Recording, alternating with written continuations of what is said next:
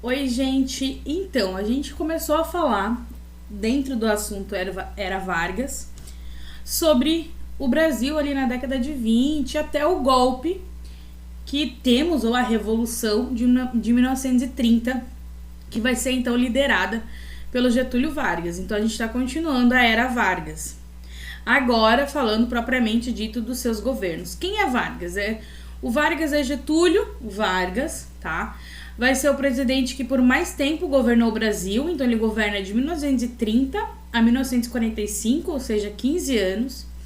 E depois ele governa de 1950, 51 a 54. Então ele vai governar o Brasil por mais ou menos 19 anos, tá? 18 anos. Os seus governos, então, eles podem ser divididos em 4 fases, que é o governo provisório, governo constitucional, Estado Novo e período democrático. Então, Getúlio Vargas ele é reconhecido ainda hoje como uma das figuras de principais presidentes que o Brasil teve, porque ele fez várias ações e coisas que ele fundou, criou dentro do seu mandato que existem até os dias atuais, inclusive. Então, ele é um presidente muito importante para o Brasil. A gente começa, então, falando do governo provisório, tá?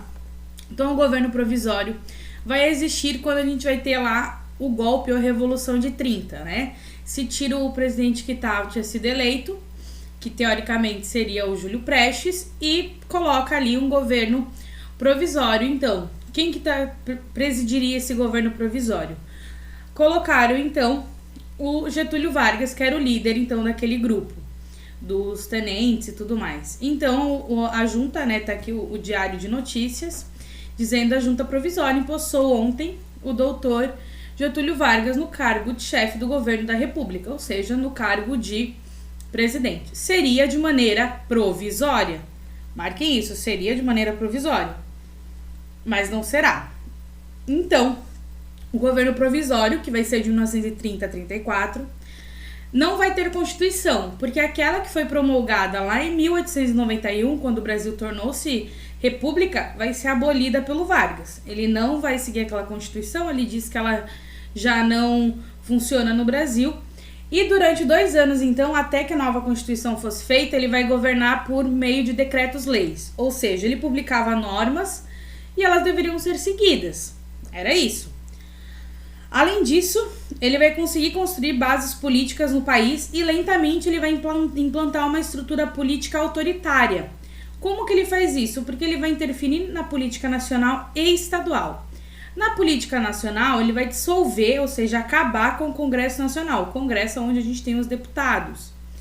E na política estadual, ele vai dissolver as assembleias legislativas, onde a gente tinha os deputados estaduais, as câmaras municipais, ou seja, os vereadores, e vai passar, então, a nomear interventores federais, ou seja, os governadores vão ser retirados do seu cargo e no lugar deles serão escolhidos pelo presidente pessoas para governar os estados. Ou seja, isso não vai dar bom, tá?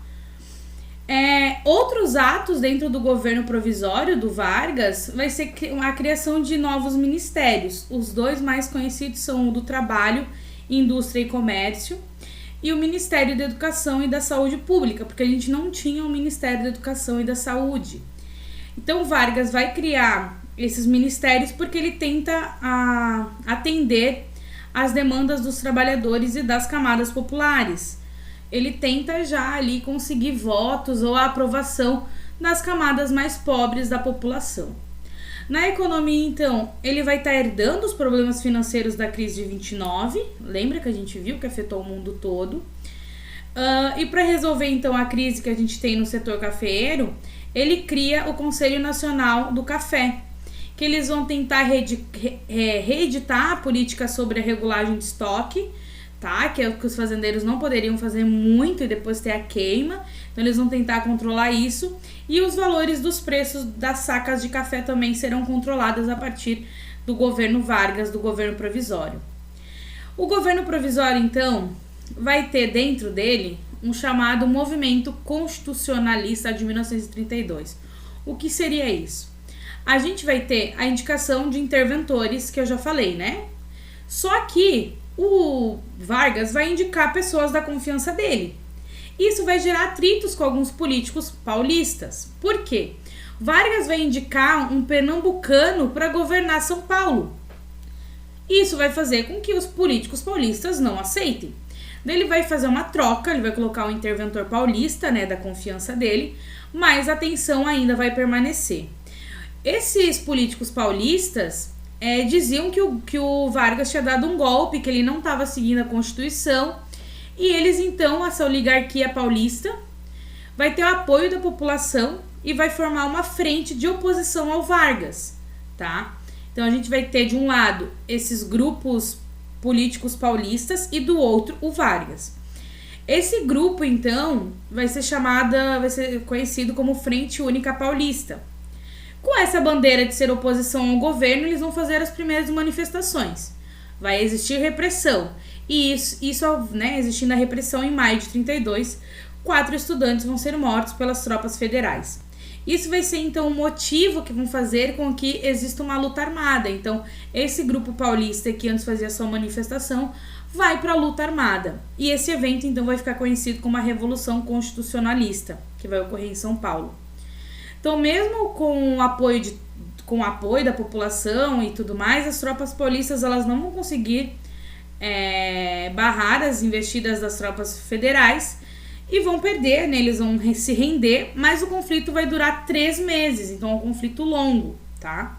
Então aqui eu coloquei imagens, cartazes convocando paulistas às armas para combater o batalhão Alícice, e aqui os soldados então da Frente Única em combate, tá?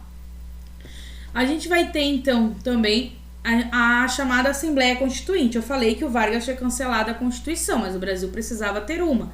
A gente teve uma revolução ali por causa disso. Então, em 33, vão acontecer eleições para escolher os parlamentares que vão fazer a nova Constituição, porque são sempre os representantes do povo que fazem a Constituição. Essa eleição para escolher os deputados para fazer a Constituição vai ser a primeira eleição que as mulheres vão poder participar, tanto como eleitoras como candidatas.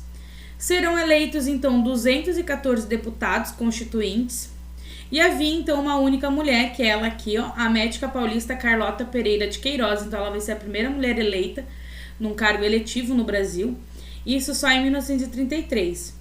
E após 8 meses desses 214 deputados discutindo, a gente vai ter a Constituição, então, de 1934, que vai ser promulgada e outorgada pelo Getúlio Vargas, tá? Vou encerrar por aqui, a Constituição eu falo na próxima aula.